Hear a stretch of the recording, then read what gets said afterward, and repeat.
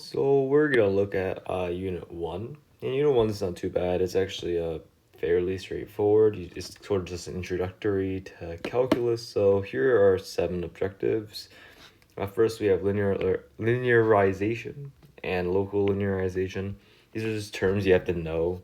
Um, since later on we're gonna figure out how to do exact slope calculation, they don't become that important in terms of finding whatever, but you still have to know what they mean.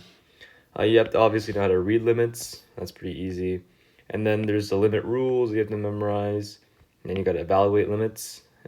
There's a continuity definition, so whether something is discontinuous or continuous. Of course, we have the intermediate value theorem, which there will be some questions on that. And of course, slope calculations, which are extremely important and should be memorized, and should be super easy. Okay, so let's take a look at linearization. So there's a lot of stuff going on in this graph, but I'm just going to explain what linearization is. Basically, if we zoom in on, say, this point, this is some random function, right? It's like a whatever function. But if we zoom in on this point, if you zoom in enough, if we zoom in on this point, we will see that it is, completely straight. Or at least it looks that way. And this is a super easy thing to have a slope for, right? Like we can calculate the slope if it's completely straight, but this is curved, so we can't. So the way linearization works is you basically take a graph and you zoom in so much to where it looks straight so you can figure out its slope. So there's two ways. One is using the tangent line, which is local linearization. So say we want the slope here. Then we would see, it would basically just be taking this, just taking this idea where we zoom in so much, we see this line, and then we graph that line. So this line would look, a bit like that, right? And then we just find the equation of that line, and then that's the tangent line. So that's called tangent line. And then there's also a secant line, which is, so the tangent line is like IROC. And the secant line is like AROC. So say we wanted the change between here and here, right? So now this is approximating the slope of this line right here. The line, it's very messy. This line right here. This is the secant line. So those are two ways. This is AROC, obviously, so you just find the slope of this, and this slope will literally just be AROC, and this slope will be pretty much IROC because you're zooming in, but we're going to get into how to find the exact value of the tangent line later on in the unit. So that's this done. Boom. Now let's look at limits. So limits are pretty simple. So limit is just like as x approaches this value, where is y approaching, right? So if we take a look at x minus 3, where is it approaching? If we zoom in, right? If we zoom in, we're gonna see that it's gonna be approaching 3. So I don't know what I'm doing over here, but we'll see. Like if we zoom in all the way, like right before this point, like say like right there, it will be very close to -3. Obviously, there's no point at -3, so f at -3 is, well, here we can see this is the function, right? So at f at -3, it's this point up here, it's 5.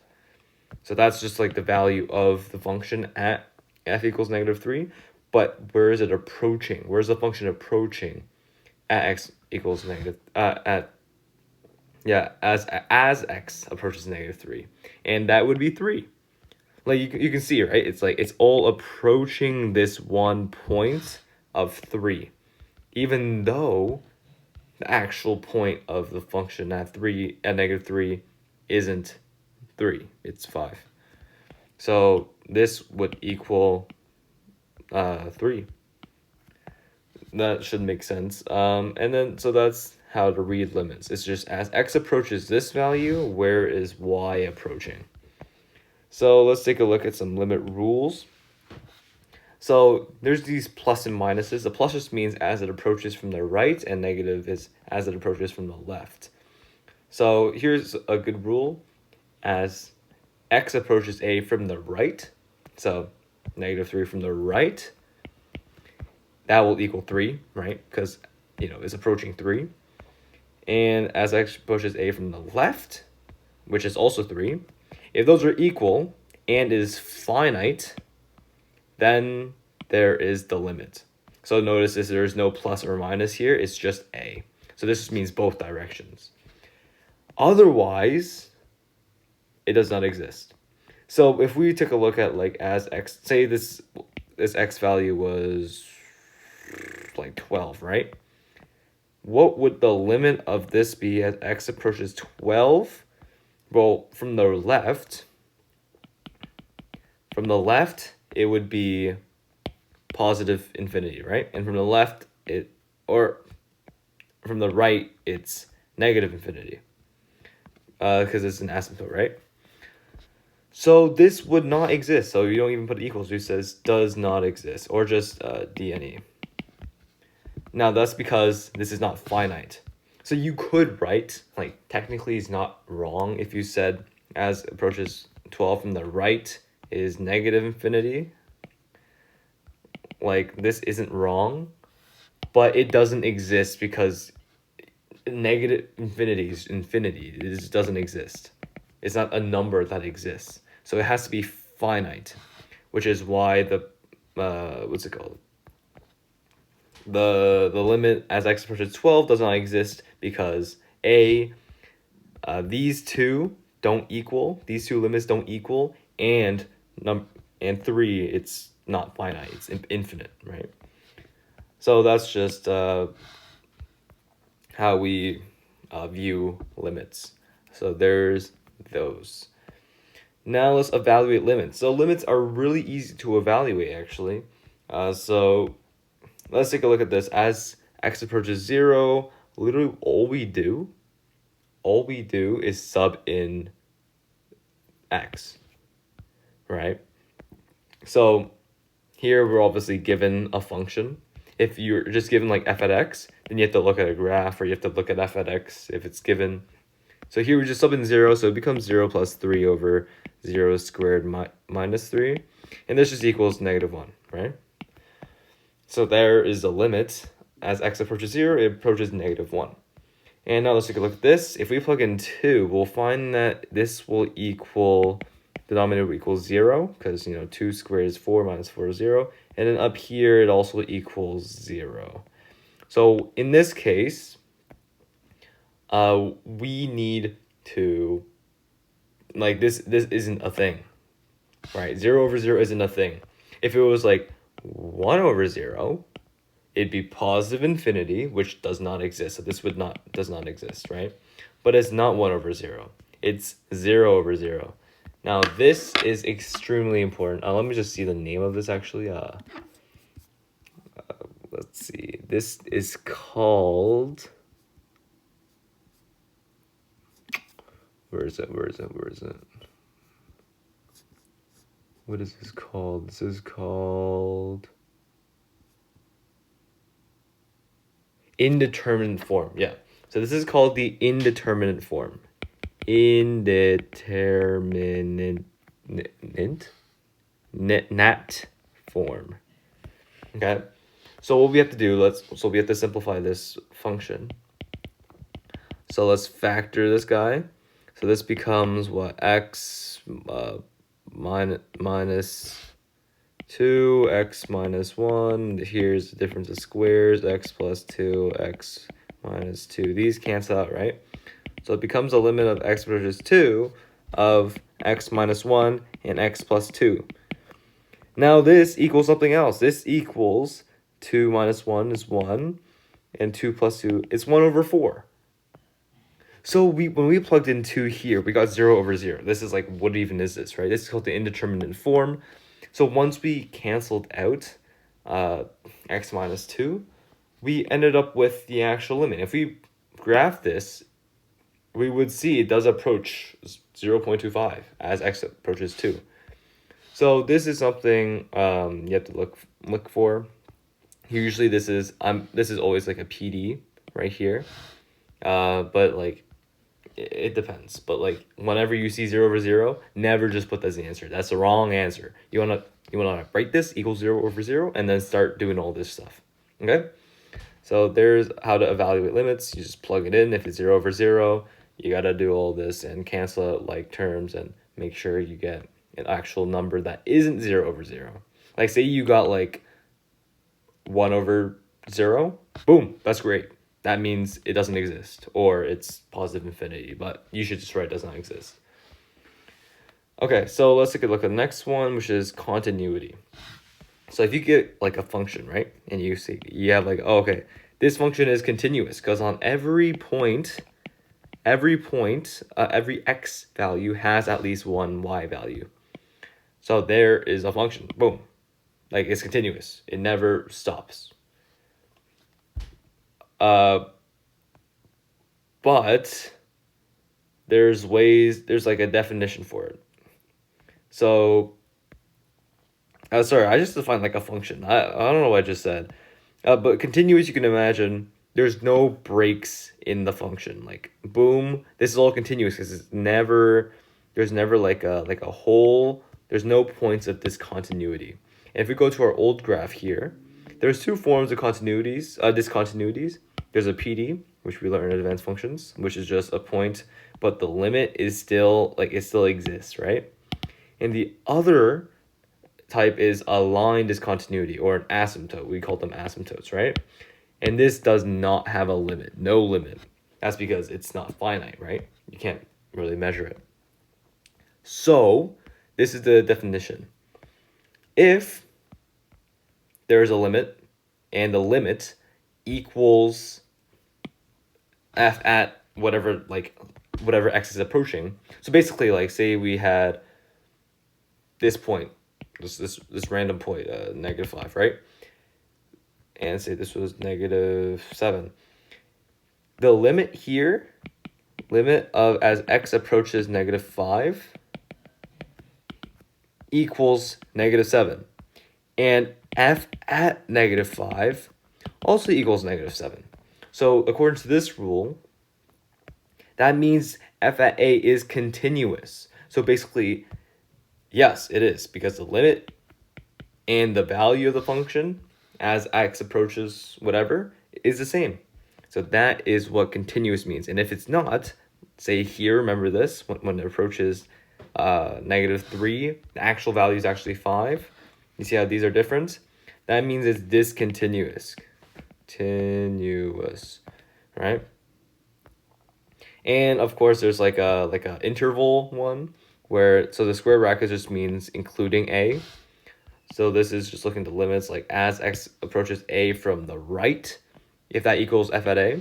So basically, you're just looking at the end 2 points of these and seeing if those are continuous. And then obviously you're assuming that everything in between is also continuous. Then boom, that interval is continuous. Congratulations, it's continuous. That's about it for continuity. It's not too hard. Like, you just have to remember to have this proof. You have to use this to prove continuity.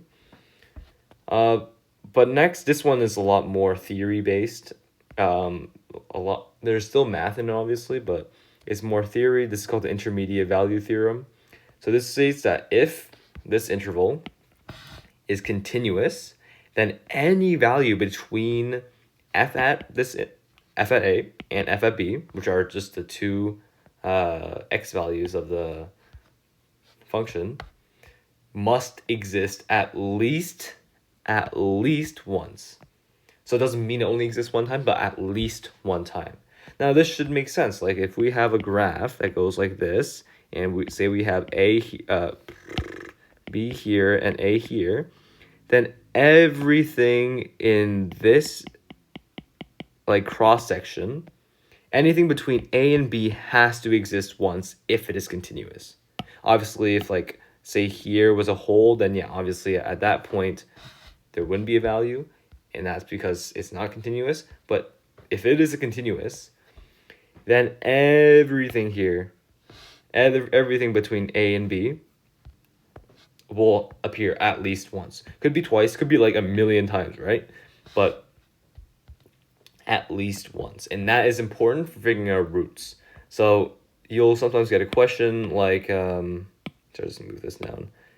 Consider this function. Use intermediate value theorem to prove that there's at least, there it is again, one root on this interval. So what we do first, hold on, let me just open my notes just so I know I'm including everything you need to. So first you need to prove that this is continuous. So the way you can do it, if it gives you a function here, if it doesn't give you a function and it gives you a graph, then you obviously have to use this. But if it gives you like a function, just say, since f at x is a polynomial, not modial, polynomial, f at x is continuous, and therefore this interval is also continuous. Which makes sense, right? Like if the whole function is continuous, then like a section of it will also be continuous. That just makes sense. Because polynomials can't have this continuity. If you made a PD, right? Then that would be a rational function. So, it's a polynomial, So now we have to use our theorem. So we have to prove that there's one root on here. So basically we're taking a look at 0. So we're looking for the y value of 0, because when y equals 0, that's a root, right? So first let's take a look at f at a. So this is a, this is b. I switched colors halfway. So f at a, or -2, f at -2. Let's put f at -2. So if we plug that into our calculator, we'll get -4, right? And f at 0 is equal to 6. So the 0, so these are the y values, right? So this is like the lowest y value, and this is the highest y value. Does 0 lie in between here? I think it does, right? Because this is -4. If you look at the number line, -4 and 6, 0 would be like right there, right? There is 0. So we write, because f at -2, which is -4, is less than 0, which is also less than f at 0, which is 6, obviously, right? 6 is greater than 0. Then therefore, there is at least one root on -2, 0. So there it is. That's literally all it is. So you just have to remember to go through this process when answering this question, or else you won't get full marks, and you want full marks. But this should all make sense. This is like nothing like crazy, right? So, all right. Lastly, this is where it gets tricky, but also cool. This is how you figure out this is how you figure out IROC of any function that you're given like an equation for. You use this. This is how you figure out the exact, like say I wanted this exact slope right here. This is how you figure it out. And this is just our slope calculator. You know how slope is m equals y2 minus y1 over x2 minus x1, right? This is all this is. So we have our points, a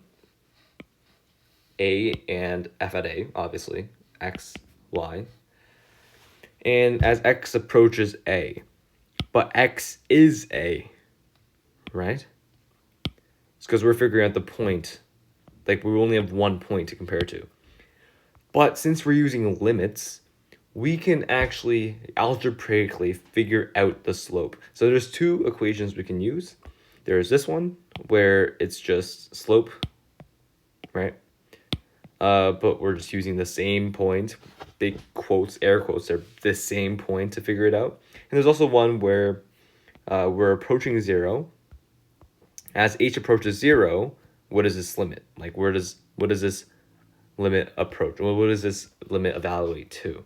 And since it's the same point, literally the same point, f at a and f at a plus h, but h approaches 0, right? So basically, we're just like, it makes sense. It makes sense. It makes sense. I don't need to explain. It makes sense. But applying these are a lot harder than one might seem at first. So I'm going to use both equations to solve this one. So this is our f at x, and this is our point of tangency. No, that's what PT stands for, point of tangency. So this is a, this is f at a. So now we have to use our equation, and you cannot, on the test, you will not be given the equation. So as x approaches a, which is 16. Oops. What is happening, bro? So m is equal to the limit as x approaches 16 of, so we have f at x minus f at a, which is 4, right? Over x minus 16, which is a. This is just slope. So now, before we do anything, before we plug in 16, f at x and x, we're just going to get the exact same numbers, all right, if we do that. So what we do first is we actually put in root x, which is f at x, right? F at x is literally root x. So we literally just put this in. Now, if we were to plug this in, 16, it'd be 4 minus 4 over 16 minus 16, which is 0 over 0. So remember, this is the indeterminate thing over here, indeterminate form. So we have to make this not 0 over 0, because that's indeterminate. So what can we do here? So this is the conjugate rule, right? So we can do limit as x approaches 16, root x minus 4, and we multiply it by root x plus 4 over x minus 16 root x plus 4, right? So this ends up equaling limit of as x approaches 16, x minus 16 over x minus 16 root x plus 4. And these cancel out. So this ends up equaling as limit as x approaches 16, the limit of 1 over root x plus 4, and this equals 1 over 8, right? That should make sense. So literally the slope of this function at this point is 1 over 8. So if we were to figure out the equation, actually, I'll do that after. Now let's use this equation. So which is the exact same setup. M is equal to the limit as h approaches 0 of f at a plus h minus 4, because that's f at a, over h, right? And a here we can substitute for our actual a value, which is 16. So now we have m is equal to the limit of as h approaches 0 of, so we never substitute h for 0, because that's gonna, that's not gonna work. So we have x plus h, or sorry, not x plus h, 16 plus h minus 4 over h, right? So here, let me just think about this real quick. Let's just write the next line. Limit h approaches 0. Okay, so let's multiply by the conjugate as per usual. So we have h over 16 plus h minus 4, right? On the top we have plus 4, 16 plus h minus 4. times root 16 plus h plus 4. Okay, so now we end up with limit as h equals 0 of 16 plus h minus 16 should be over h of 16 plus h plus 4. And now these cancel, and then these cancel. So we are left with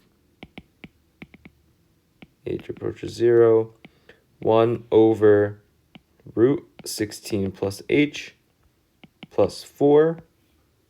And now, obviously, h is 0, so root of 16 is 4 plus 4, so m is equal to 1 over 8. So yeah, we got the same answer there. And now we can figure out the equation of tangency. So remember, when we want to figure this tangent line, this is exactly how we do it.